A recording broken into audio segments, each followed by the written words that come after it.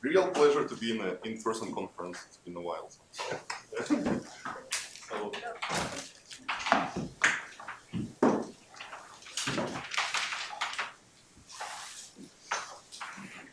Okay, so I mean, this talk is going to be some kind of an invitation to some emerging collection of notions, ideas, results, which I like to call higher classification theory or n-classification theory, like by analogy with higher category theory or something, because you need a good name.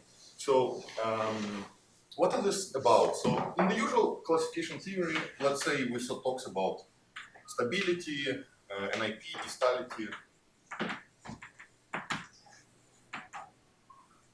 So all these things say in one form or another that if that all definable binary relations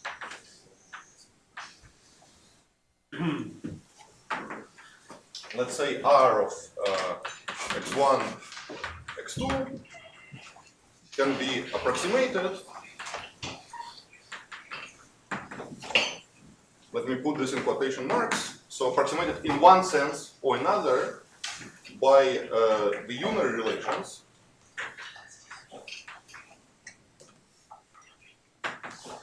of the form, let's say S of x1 and let's say T of x2. So each of these only talks about one variable at a time, yeah? Up to some small error.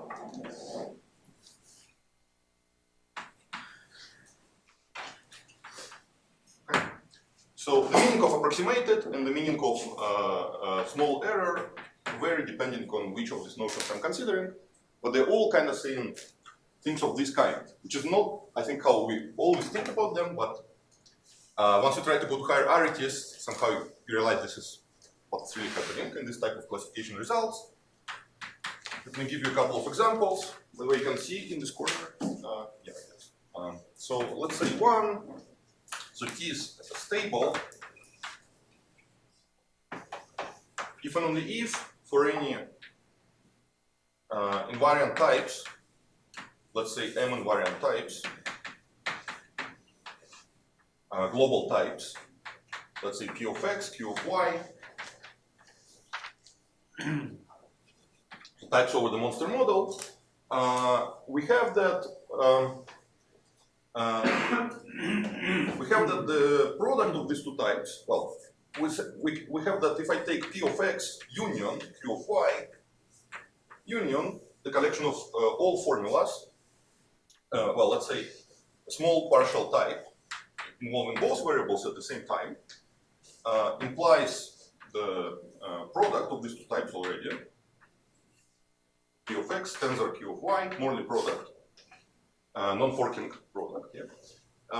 We have this for where this set of formulas involving two variables are the forking ones. So somehow the smaller dimensional formulas.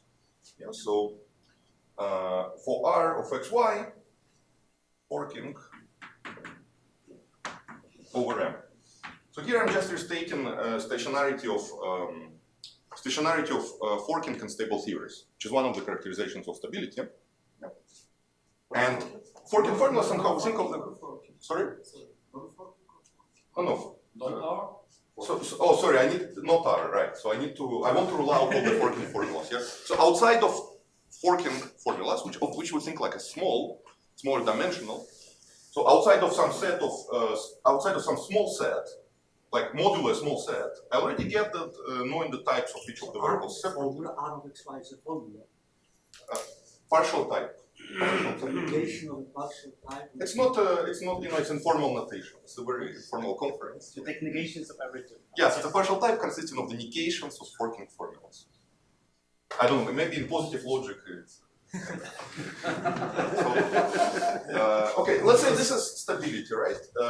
Now, let's say for, similarly we can characterize, let's say distality.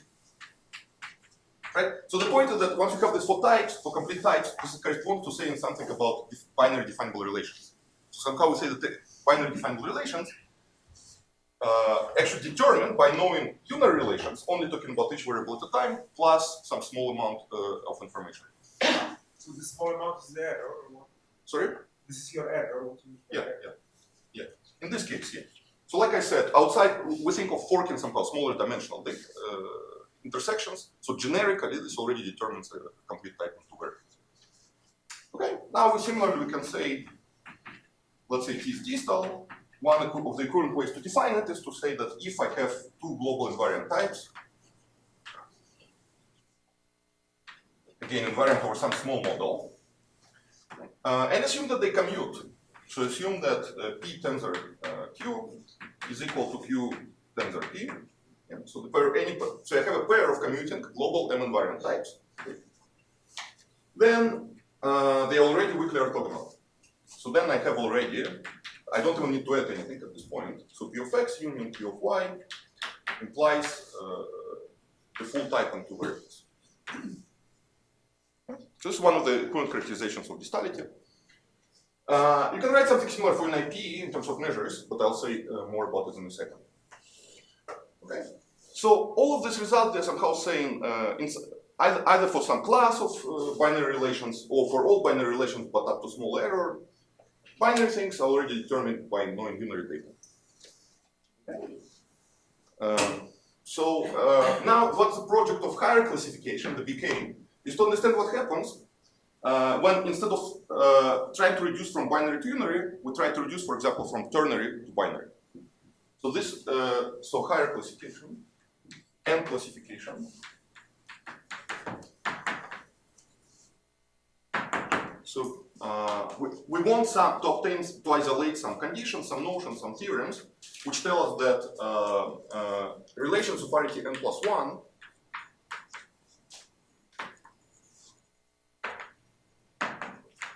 are approximated by n-ary relations.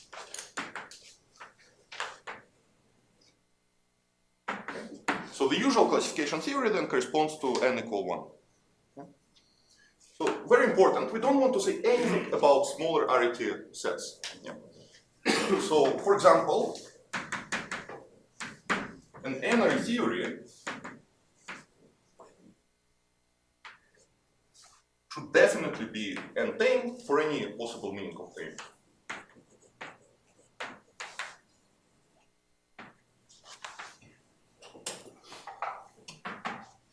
For any notion of tameness, yeah. So this is a small artifact which happens for n equal to 1, which happens because we don't have unary theories really. We always have the equality symbol, we also have some binary relation. So unary theory doesn't have to be distal. Yeah. It can be very stable typically. But that's just because we work in theory with equality, where there's an equality relation. We don't really have truly unary theories.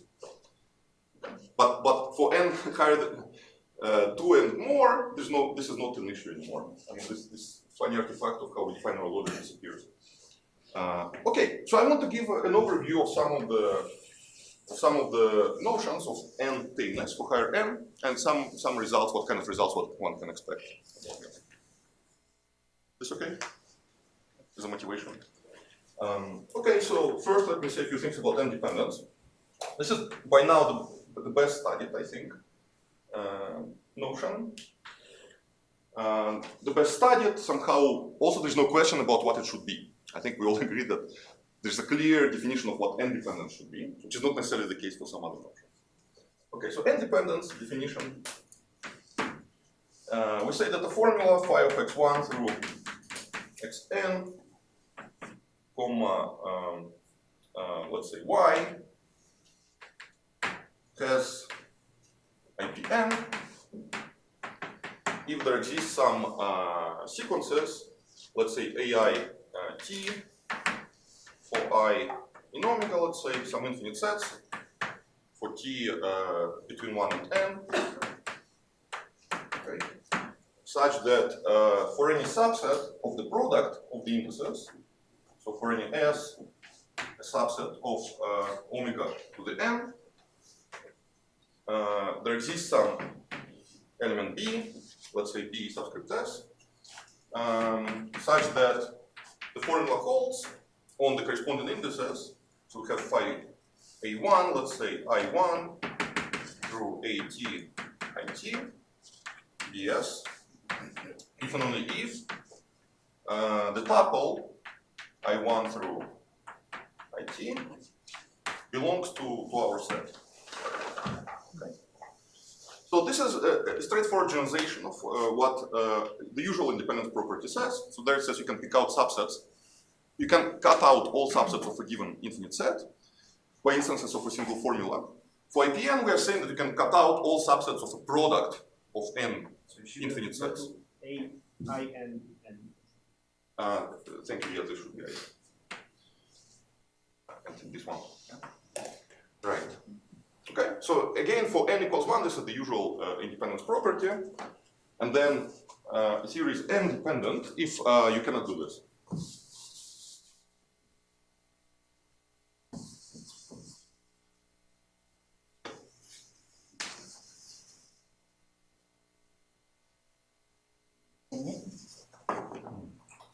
Sure.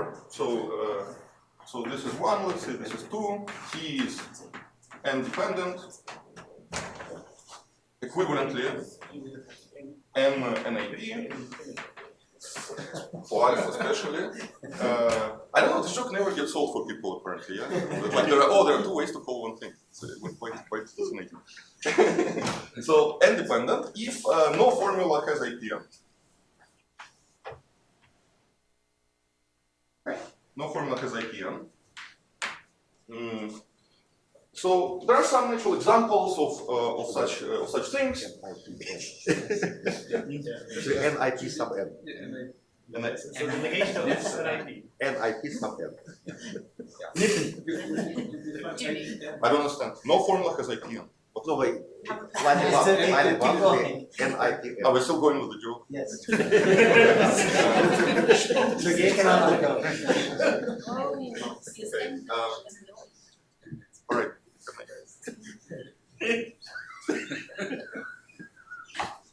All right. Gosh, it's like somebody said. Okay.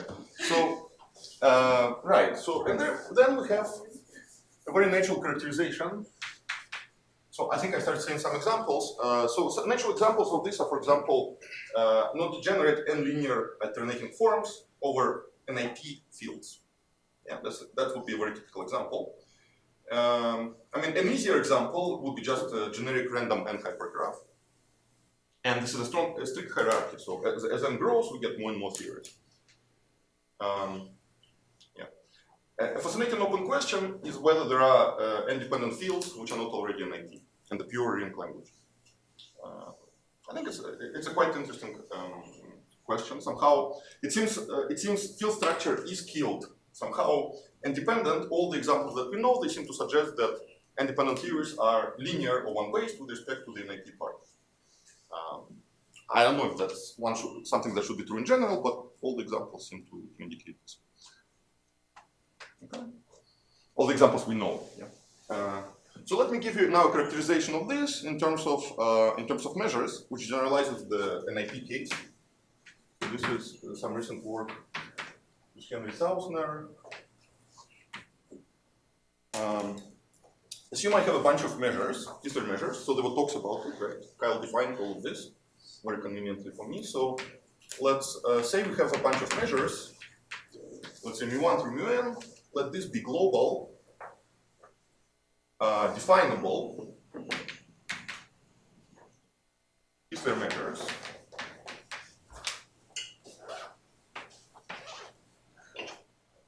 And assume that they're pairwise commuting.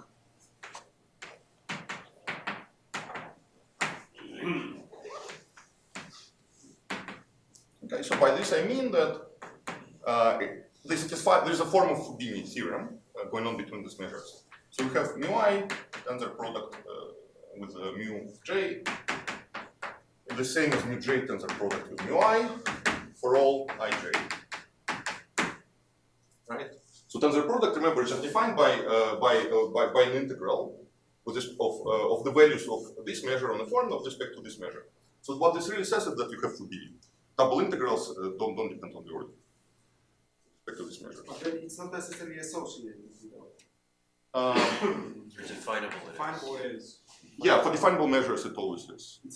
It's not full generality. I mean, the result is actually more general. It's about abstract measures and some, but let me state it like this just for simplicity of the statement. Okay, so you have a bunch of commuting, pairwise commuting measures. Okay, then for any epsilon, let's say for any relation R definable, so for any formula R of x1 through xn, and any epsilon greater than 0, there exists, maybe I should state the assumption, right? So assume that the theory T is n-dependent. So assume the theory T is n-dependent. And it's actually, I apologize, let me take mu n plus 1 many measures. Okay, so then, given the relation of RT n plus 1, so I'm just trying to realize an instance of this wish, right? So I'm given an n plus 1 definable relation. I want to somehow approximate it by relations of smaller RT. So now small error will be in terms of the measure of the symmetric difference. So for any relation R definable, so definable or formula, and epsilon arbitrary small real number. N plus 1, yes, n plus 1, full length, yes, and any epsilon. There exists some. So we then have that if I look at there exists some, let's say R prime, still a relation of RT n plus 1, okay, definable, such that the measure of the symmetric difference of these two is smaller than epsilon. So the measure in the sense of the product of all these measures, defined from 1 to n plus 1, mu I of R symmetric difference with R prime. This is smaller than epsilon. Okay? And this R prime is of special form given by a Boolean combination of relations, each of which only depends on n many variables out of n plus 1. And R plus 1 is of the form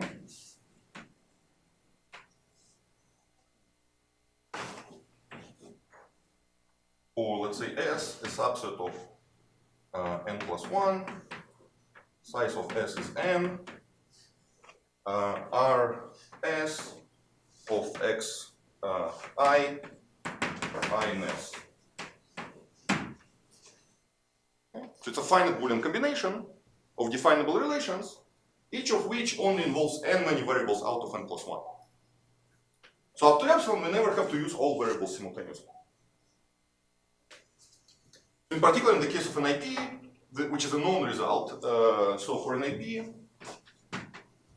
let me mention, well, there are a couple of remarks. So first, for an IP, Yeah. sorry? It's false, right? An IP. Sorry? It's false, an IP. No, it's definitely not false. Yep. So, I mean, it's true in n dependence, in particular, you can take n equal 1. Maybe stronger.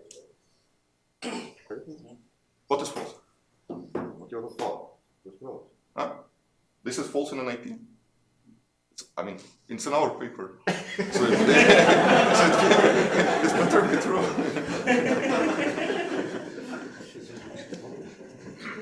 Okay, so, right, so in particular, if you're in an IP theory, what this tells you that if you have a binary relation, phi of x1, let's say x2, well, let me still call it R, right? So what we get is that up to symmetric difference of measure at most epsilon, this is going to be given by union of boxes. So this is given by some disjoint union of sets of the form, let's say, Si of x1 and, let's say, Si prime of x2 for some finite set of indices. Yeah. So up to measure epsilon, every binary relation is already given by unary. So this was known before for me? Right. So this existed in several. So there were several variants of this result. So this was by Alan Newman for finite measures. Also, this exists in this result by Semiredi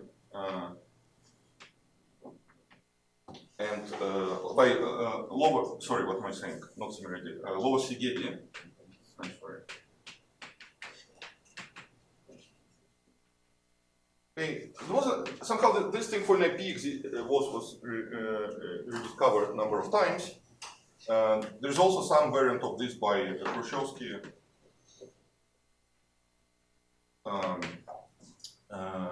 Pillai Simon. And for the situation when you have higher arity and an IP, this is in my paper, aforementioned paper with Sergey. All of these are slightly different contexts, slightly different versions, etc. Right. So maybe what bothered you, Sergey, is that pairwise commuting implies generic stability in an IP. Yeah. Like I don't say that the indexes have to be distinct. So in particular, mu I commutes with itself. Oh, I see. Yeah. So in the IP case, actually, we get these measures are going to be generically stable. In general, not necessarily.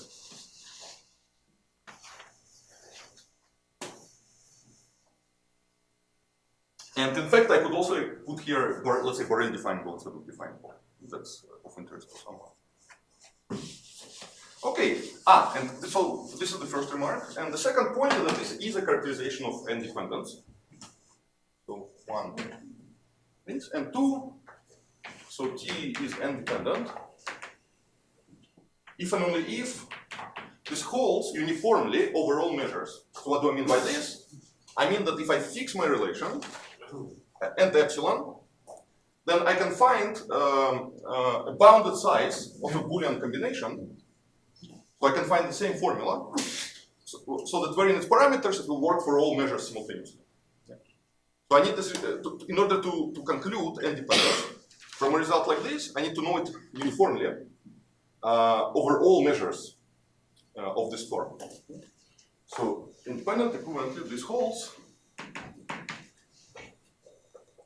uniformly, well, let's say independently of the choice of a measure. But you assume also n-dependence, or it follows? Where? Here in this definition. Right, so this result, oh, sorry, I didn't state it in the best possible form for simplicity. So the precise result actually would be that we can do this uniformly over all measures, by which I mean that if I fix a formula R, then I can choose some formula R prime of this form, but possibly with some additional parameters. And now for any choice of measures, I can pick those parameters so that they will give me. But is it true that there is always a choice of measures like that? That's just one maybe here. There's always a choice of measures like that. That's a good question. Yeah, there is, because I can always take. The measure commute. I can also take another product. Well, I can also take finite measures. Yeah, that's the point. It's enough to have it uniformly for all finite measures, actually, given by the same relations. Yeah? So And you read also, the parameters? sorry. Can you read the parameters? Yes. So that's what I was just explaining here. There are hidden parameters here. So uniformity will mean that I am only varying these parameters depending on the choice of my measures. But I'm not varying somehow. I'm not changing the complexity of the formula prime. Somehow it has to be fixed throughout all measures, depending just on R and on epsilon. Right. So good. No, it's an excellent question. So we can always find commuting measures by taking finitely supported measures, and that's enough. So as long as we can allow to take larger and larger finite sets on which we can do this, this will recover n-dependence. Okay, but how does it relate to n-dependent? Aha, okay, this is the state. Okay. So it relates by being equivalent.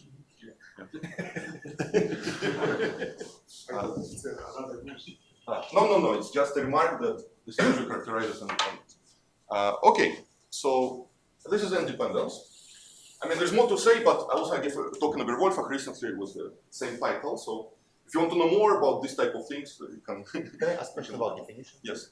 Is sufficient to check only for singletons X or not? So it's sufficient to check for all form. Well, I guess the strongest way to state it is that you can have a formula with parameters and all formulas, all variable singletons. This is sufficient to check formulas of this form. Yeah. So the theory is independent if and only if every formula of the form well, there are two ways to say it, which are pretty close. Either to say that all but one all but one variables are singletons, or if you will allow to use parameters, you can also assume this one is singleton. Okay. Yeah. So in practice, this is very convenient. Wait, this is like tells result, right? Yeah, I mean it's very close actually to the proof. So we had the proof with Nadia that you can make this, keep this a tuple and make all of the singletons, and yeah, like if you, it's a slight modification, yeah.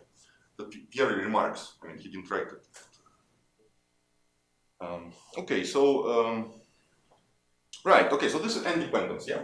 Okay. So now inside an IP we have two important classes, and distal theories and stable theories.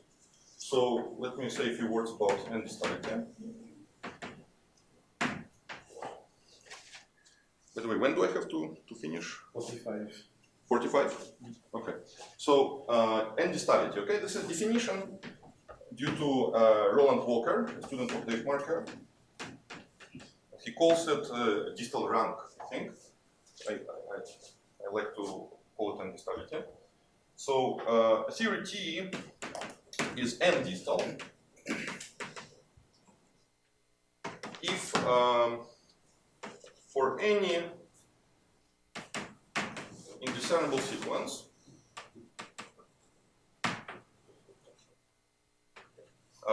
consisting of enough segments. So let me count the segments now. So let's say any indiscernible sequence I of the form I1 plus etc. plus I n plus 1, I believe. So by this I simply mean that well, I mean this consists of n plus 1 segments. So my sequence looks like this, right? This is I. It looks like this for just concatenation of sequences. Right. So let's say this is my I.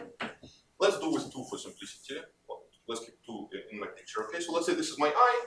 Consists of I1, I2, I3. Actually, it's easier to say it in a picture. Maybe then I'll write it. Okay. So now assume I'm also given some tuples. Let's say A1 and A2. Okay. So okay, for any like this, and A1 through An. If I have that removing one of these elements gives me an indiscernible sequence together with all the other AIs included. So if for each I, let's say equal to n, the sequence I1 plus A1 plus etc. plus I n minus, sorry, I n, what did I say? I minus, no, let's say like this, II plus 1 plus AI plus 1, etc. plus IN plus 1. So if this sequence is indiscernible, then the whole sequence with all of the A's together is also indiscernible. I think you need to I0, because for n equals 1, there is nothing. No, A1, AN. Okay. No, A1, AN, sorry, A1, AN is for n equals 1, it's nothing. So if I remove the first Small one, a, small a. You don't put in There's no I goes to n plus 1. then I1 and the whole sequence 1 plus A1 through etc. For one distal you have to, AN plus yes, for one IN plus 1 is indiscernible. One element of n equals 1. Sequences go to n plus 1, so if n is 1, there's 2 sequences and A1. Yes, and if you drop it, it is Yeah, the so it's information. No, it's not. Because Because only if you drop A1, it, it's it nothing gives else. you say what happens once you've dropped it, you have zero information about A1. Oh. No, the condition is, Should be if you don't A0, have A1, parameters, the yeah. condition is, if you have 2 guys, you drop 1. No, for it's n equals indiscernible. 1 is only one element A. That's if you one is not. Yes, the Should I go sit down? I can't be allowed. A0, AN. That's it. Yes, no, Okay, sounds good. I mean, I'm not going to rewrite it. But I think exercise, correct the definition. Yeah? So the usual distality is like this, right? So I have two segments. I have one point in the middle. over Sorry. parameters. Sorry, the usual distality is this, right? So I have, yeah. It's too early for me. Yeah. So, right, so if I have 2 points and each of them by itself fills out the corresponding cut, so this is indiscernible and this is indiscernible, then the whole thing is indiscernible. So it's like two distal. No, this is one distal. This is one distal. So maybe I'm off, this is one distal. Just to add minus one distal. So I'm probably off by some indices, right? So up to Plus one. plus one maybe or something.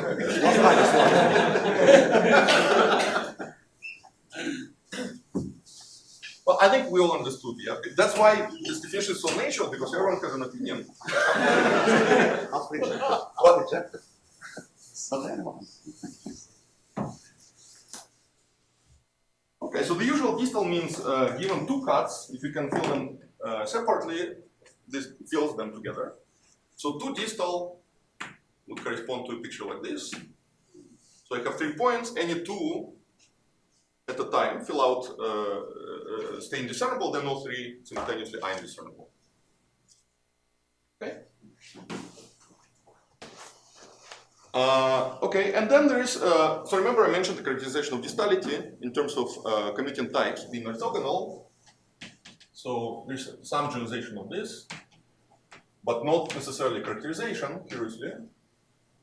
So here you say that for any global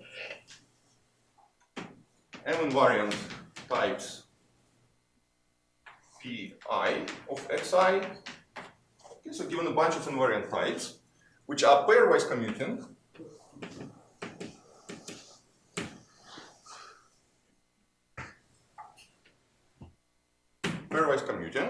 okay, we have that again the full product.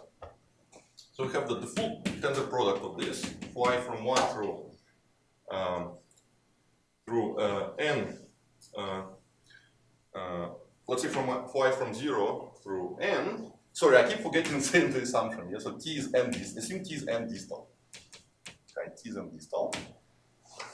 Then, given all these things, this is already implied again by knowing all subtypes of n variables at a time. Okay, so this is the type in n+1 variables. Okay, so this is implied by the union of the subproducts. So the union over all t between 0 and n, and now I take subproducts of pi of xi for where I is not equal to t. Okay. Question. Yes. Does n-distality imply n-NIP? Yes, of course. So right. So this is fact. Let me make some remarks. So of course, n-distal implies n-dependent. Plus minus 1. No, no, same n. Brand is by 1. Sorry. Brand is shifted by 1. No, it's not. I mean, maybe I wrote it incorrectly, so it's the same n. It has to be the same n, so that helps you to get the correct n for the definition. Yeah. Okay. So n-distal implies n-dependent. The same statement for measures is, by the way, open. So it is true for measures. Obvious? That distality implies NIP? Sorry. Is it obvious? Sorry. Is it obvious? That this is true? No. Remark. This is true? Yeah, this is obvious. You can take, you need a sufficiently indiscernible witness to the failure of n-dependence. So you take some n-random n-partial graph independent thing, and then there you can, by discernibility, you can conclude that even though all these things are fixed, somehow here you can either put an edge or not put an edge. Yeah, so this is going to give the implication. It's an easy argument, but we need the Ramsey theorem. I mean, but it exists. Yeah. Okay, so it's a subclass of an n-dependence. propers of class. You'll see in a second. Right, okay. So is this true for measures?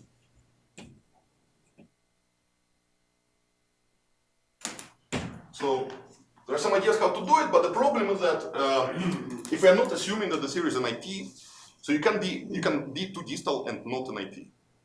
Yeah, very important. Any binary relation, or in fact, so any binary series of any n-ary series of course in distal. Right. So for example, the random graph, generic random graph, is too distal, and we don't really have a theory of Kieser measures outside of an IT. There are mostly negative results, but I conjecture that there is actually a theory of Kieser measures in n-dependent theories. And there are some small indications towards this. Like in my work with Henry, we proved, I guess, like the zero-step lemma that is used in the beginning of the development of the theory of Kieser measures in an IT, somehow like a packing lemma for families of finite dimension. So we have a generalization of that, but that's somehow the easy zero step of starting to do Kieser measures in an IP.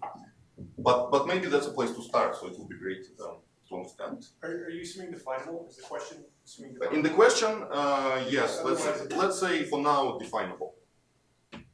Let's say for definable measures. Yeah, commuting is part of the right, and commuting. Then do you mean to some number, or do you actually mean, from the well, I didn't tell you, right, I didn't tell you precisely what implication of measures means. So, by what we could say by this is that if I have a collection of partial measures like this, yeah, then there's a unique way to extend it to measure in n+1 variables, if already all of these restrictions to some variables are determined. Yeah. For types, is it known that that's not a characterization of distality? No, it's not known. So it is a characterization in an IP. Yeah. So this is equivalent to distal under an IP, to n-distal under an IP. But without the NIP assumption, this is not clear currently. Huh? You don't know. Yeah, I don't know. Right? Okay. So we have this notion, and I want to mention that it actually gives illustrates a surprising connection to the notion of triviality of forking, or k-triviality of forking. People study instability, like Poisson, Baldwin. Many people looked at various variants of triviality of forking in stable theories. So I want to remark a curious connection. So now it's perfectly possible to be stable and to distal, for example. Sorry, yes. Community, you also mean PI and PI commute. No, here I don't need it actually. Just for any I not equal to J. For this, yeah. Okay, so let me recall the definition of triviality of forking. So let's go to stable theories for a second. So let T be stable. And this definition, I guess, due to Poisson. Let T be stable. Assume K is greater or equal than 1. Okay. Then T is K-trivial. If whenever I'm given any K+2 tuples and some set of parameters A, if every K+1, so here I have for 1, sorry, for 1, starts from 1, so if any K+1 of the tuples form an independent set,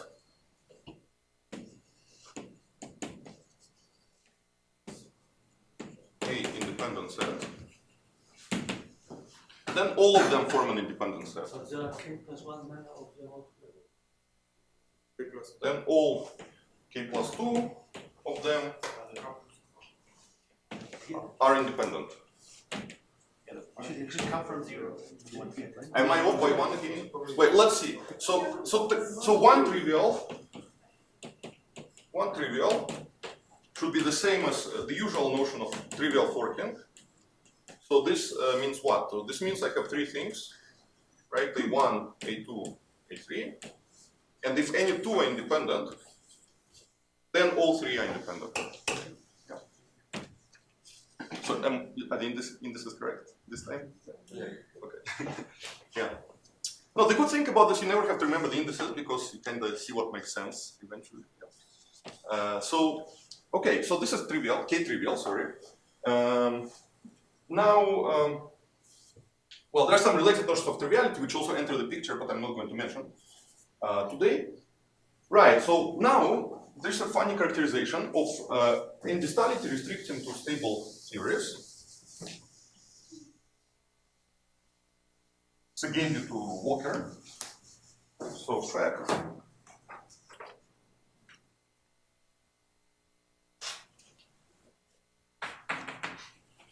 In fact, assume that T is stable,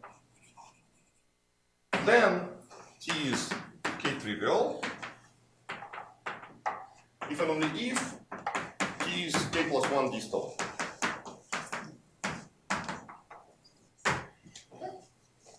And of course, this well-known question of Poisson asking if in stable theories, k-triviality is equivalent to triviality for arbitrary k. So the answer is known. The answer is known to be positive in super stable theories. So in particular, this shows that for super stable theories, you can have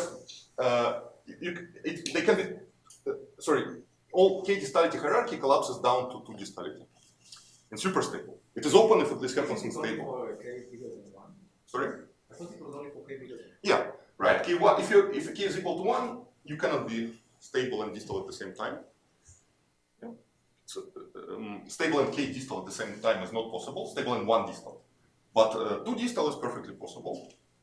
It's not hard to think of an example of this. 2 distal and stable. What's the question? So question. In T stable, do we have that k distal for k greater than 2 implies 2 distal? And this is equivalent to the classical question of Poisson. You said it's true in super stable. True in super stable, yeah. So known for T super stable. Okay. For all k? And sorry? For all k greater than 2? Yes. Yeah. I think it's actually quite funny. It's connected to this n-gons that I guess were relevant in Scott's talk. And anyways, I don't think I have time to discuss any of this. So right, and in fact, there's something more general which holds in an IP, which somehow tells you that in fact k-distality corresponds to triviality, k-triviality of forking between generically stable types. Right? So somehow it's a very funny thing. We know that distal means in particular there are no generically stable types, right? But what this really means is that forking on generically types is really trivial because there are none at all. and higher distality somehow it characterizes, well, implies at least, it implies that forking between generically stable types is trivial up to the corresponding k. Yeah, so it's a funny new way to think about what distality means again, once you put it in the perspective of this hierarchical business. So how does it relate to complete n-amalgamation, or does it relate? That was what I was going to talk next, but I don't think I have time. So because well, a lot of interest in the talk, so I should stop, right? Yeah. Okay. Yeah. So I'll stop here.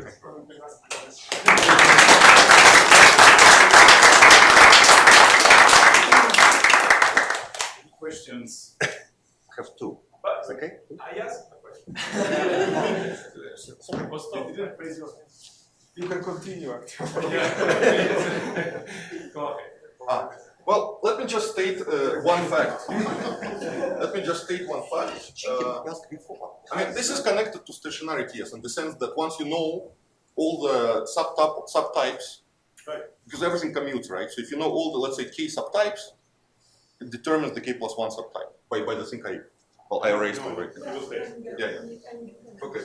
But let me just mention one more connection of all of this business to indeed to higher stationarity, which is part of this whole picture. This is the little theorem. Assume T is simple. what we just stated, with simple with less or equal than 4 amalgamation, with 4 amalgamation, independent amalgamation, like in the usual sense, yeah, when you can amalgamate boundedly closed tuples. So assume you have this, then the following are equivalent.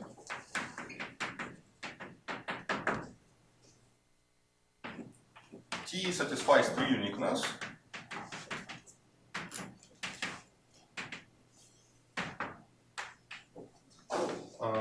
T is 2 dependent.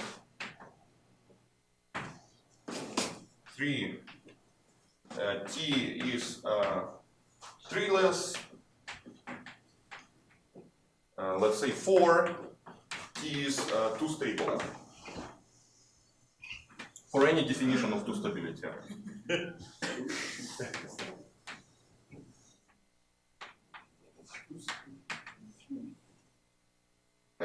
And the funny thing, there is no actually, we don't, it seems unavoidably there will be multiple 2 stabilities, but that would be a long discussion.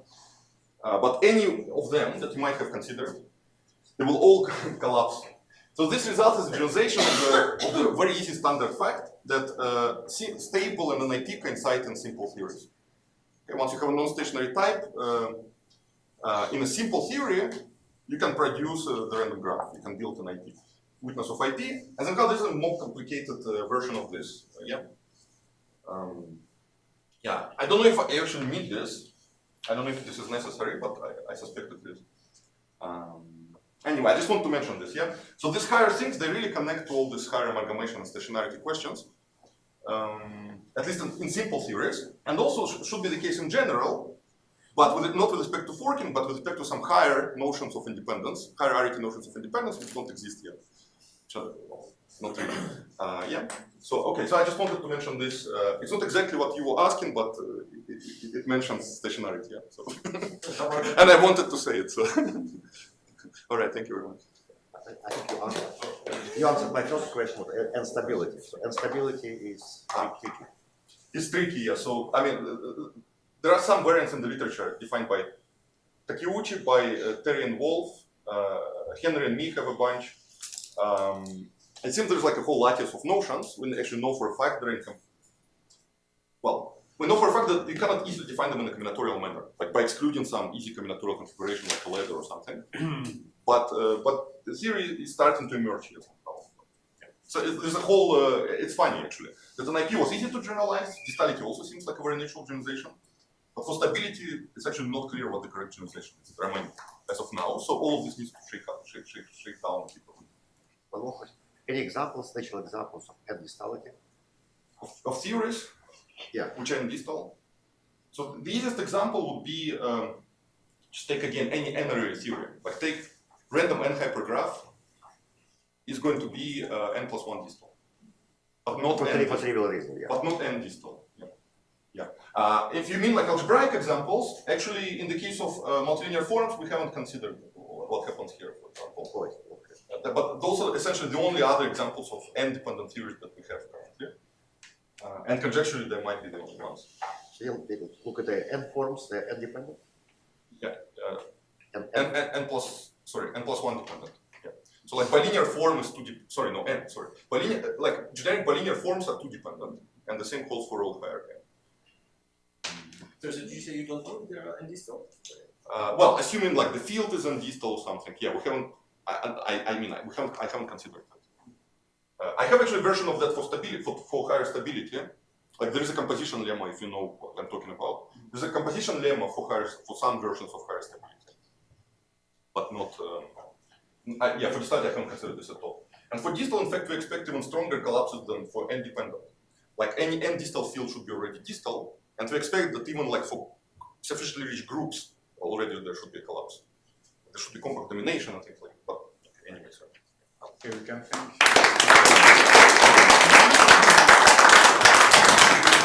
3 minutes break. I'm sorry.